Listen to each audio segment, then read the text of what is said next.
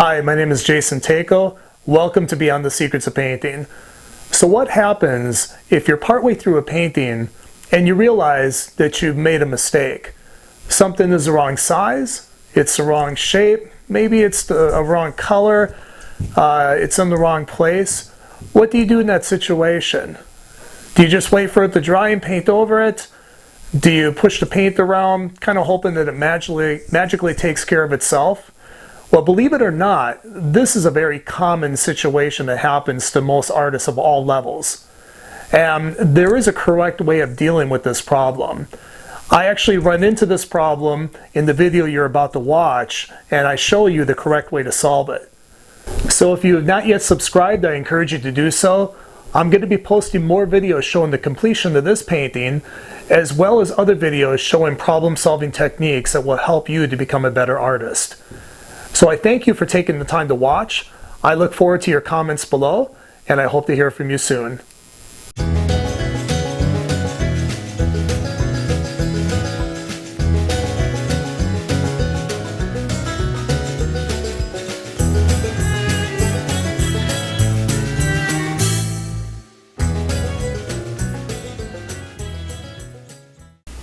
Hi, welcome back. We're going to continue with this painting. Now with the blocking complete, I'm going to refine the head of this mountain goat. If you didn't see the block-in video, I encourage you to watch it. The block-in is probably the most important part of any painting. It's where everything is established that you build upon. So I strongly encourage you to go back and watch that video. Okay, right now I'm starting with the shadow side of this mountain goat. I'm using a small Rosemary and Company brush. This is their Evergreen line. It's a number 0 size. It's a soft hair brush. They dyed it green or something like that. I'm not sure if they're still selling them or not, but it's a nice small brush for detail work. Okay, you can see here I'm putting in some of these darker ochre colors. This is going to be the shadow side of the ear, and it's also, I think, where the horn begins.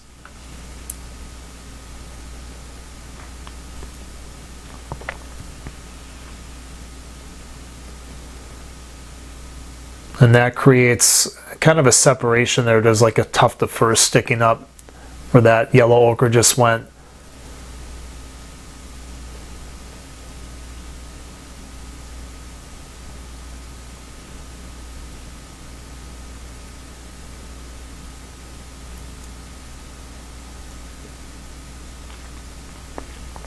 Okay, now I'm going to work on the placement of the eye.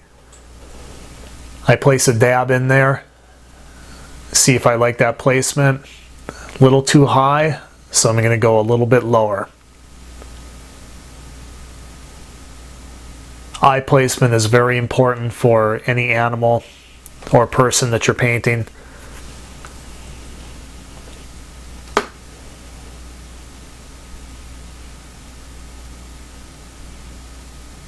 Had the value a little too light, so I'm going to blend in just a little bit of that white that I painted over. Now we're going to do the nose.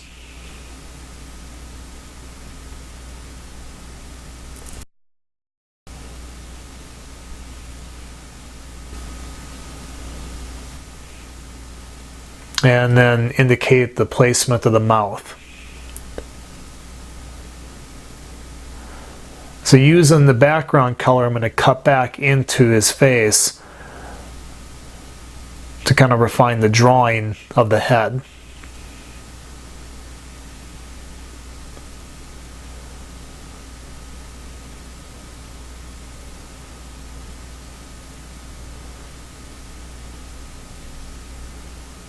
Now I'm painting on Classen's number 15 oil prime linen. It's a somewhat rougher canvas.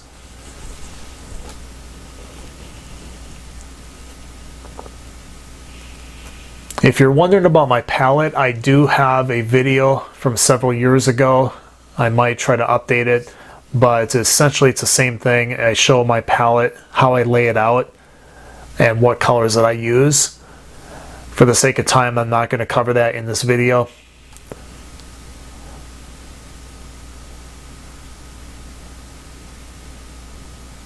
So right now I'm just going over and different lights and darks that I'm seeing in the shadow side. Very subtle shifts in value as well as color temperature.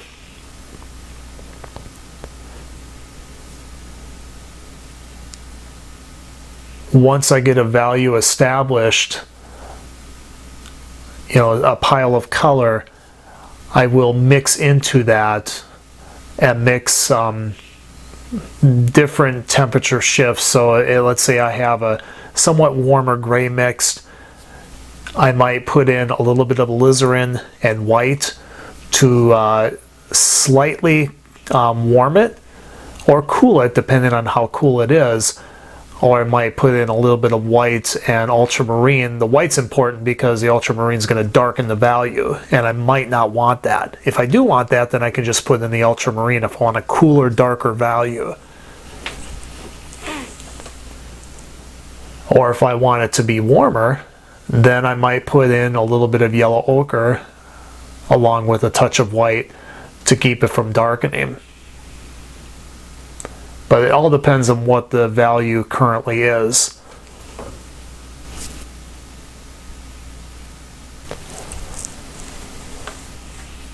The way I think about color when I'm painting this is I don't think of trying to name the colors.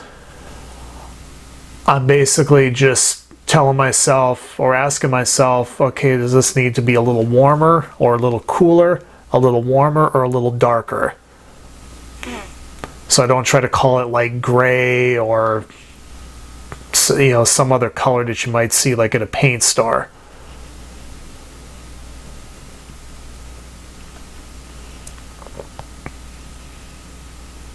Going a little stronger with those accents up there.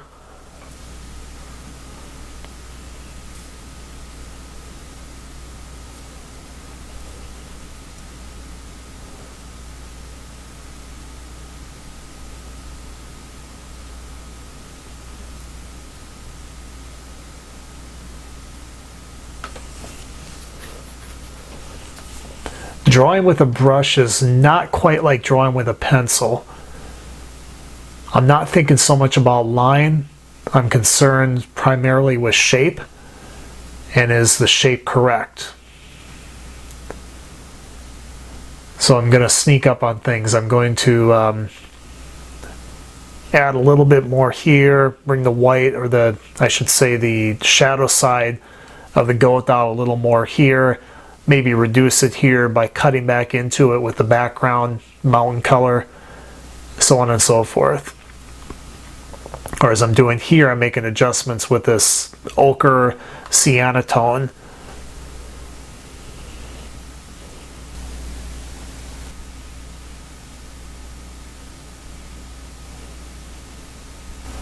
Alright, now I just wiped out most of his face. The reason why I did that is because I thought it was pointing down too much. I didn't like how it was facing at such a slant. Also, I thought the proportion was not correct. Best thing to do in that situation is wipe it out and repaint it.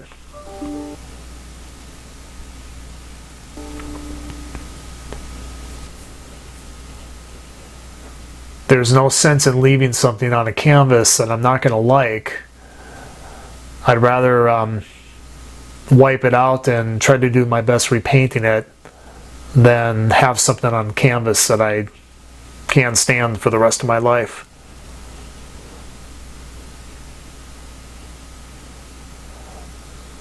See how I'm just slightly indicating the shape of his face or his head with the outline color, the mountain color. Before I start in with the details of the face, I'm going to be very critical about the shape and proportion of his head. Last thing I want to do is repaint in all those details and then have to wipe it out again.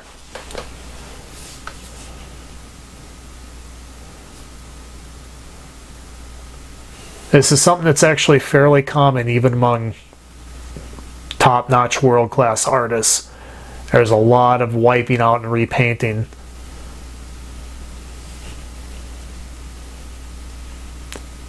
Okay, second shot at the nose. Not trying to do a boxing reference there, but hopefully I get it right this time.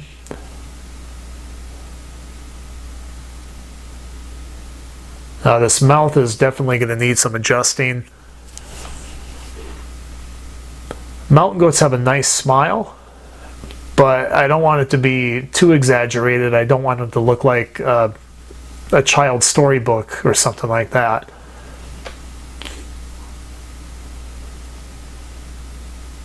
Nothing wrong with child's storybooks, but that's not what I'm after here.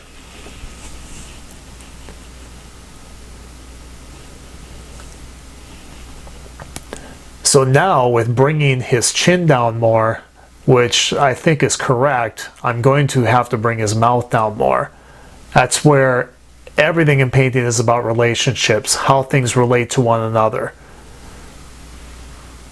If you adjust this, you're going to have to adjust that. It's a constant back and forth to get it right.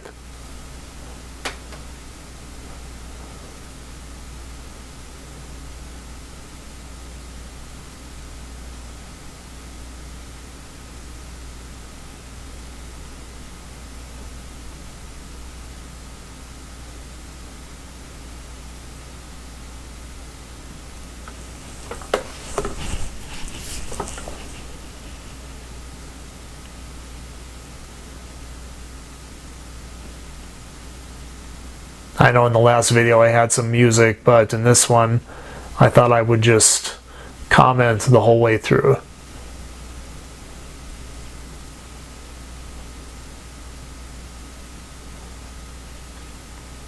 See, now I almost wiped the mouth completely out there, but I bring it down just slightly.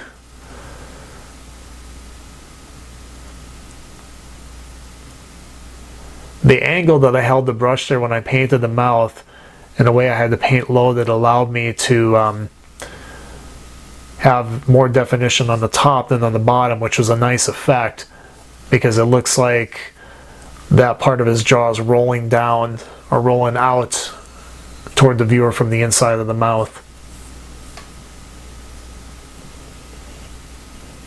Okay, back in with these warm tones again. Once again, this is the sunlight reflecting off the grass.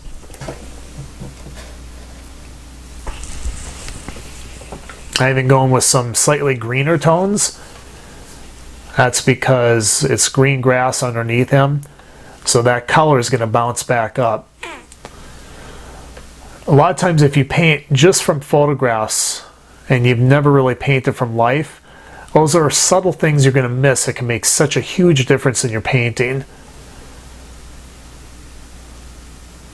Painting from life is the best way to learn and to figure out the deficiencies of a photograph. Another thing I highly recommend though in working from photos, because if you're doing wildlife art and historical Native American art like I am, you pretty much have to work from photos. But I highly encourage you to shoot raw if your camera has that capability. If it doesn't and you're serious about it, get a camera that can shoot raw. It is a world of difference.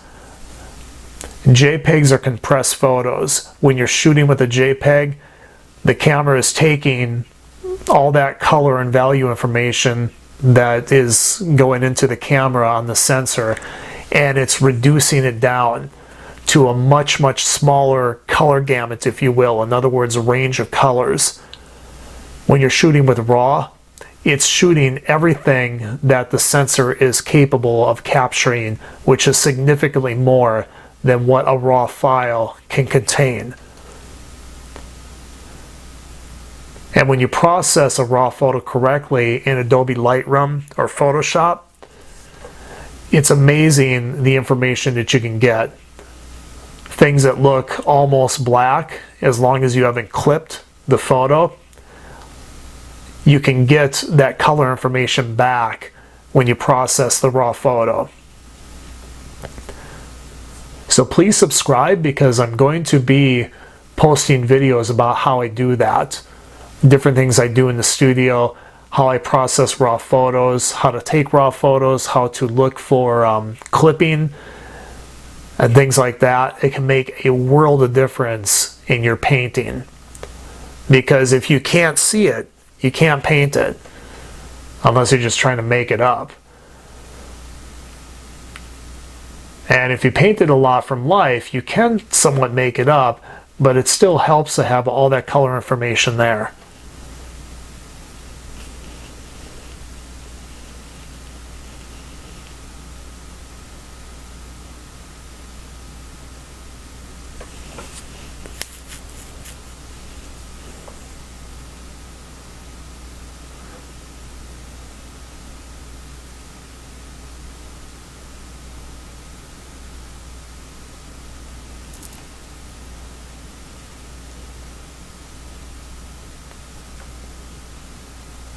Okay, now we're going to move into the white area. Once again, this is just titanium white with some mixture of yellow ochre, enhanced a little bit by lemon yellow and perhaps some cad yellow light. I'll also throw in at times touches of alizarin and sometimes even viridian, just to tone it down a little bit.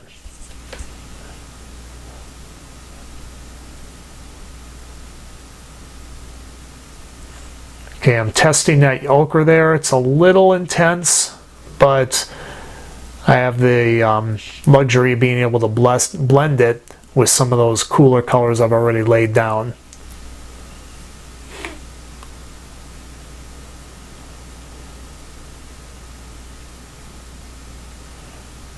Thing about the white fur of this mountain goat and any white subject matter is it can pick up so many different tones, hues, subtle color shifts. It's amazing, and it can be a joy and also a frustration to paint. Sometimes you have to know when to stop. You can see right now I'm getting some pinks in there and going over it with a little bit of subtle lavender. It's a joy to paint this.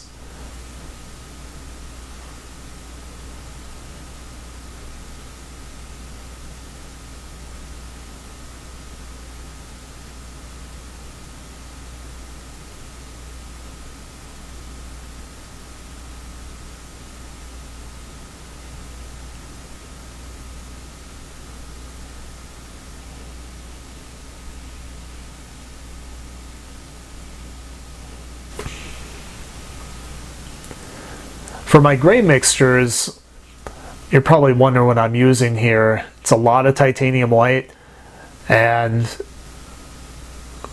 I'll just mix different variations of ultramarine blue, alizarin crimson, viridian, and dip into cobalt at times if I want a more intense color. And I'm going to go with more of a like a phthalo blue or something like that.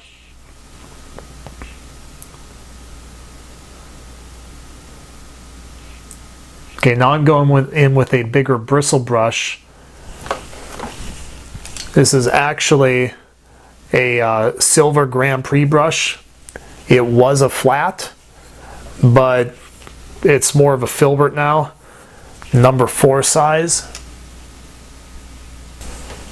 I want to get a little more broad blending on this, so I use that brush for that purpose. Now we're back to the small one, back to that rosemary number 0 or size 0.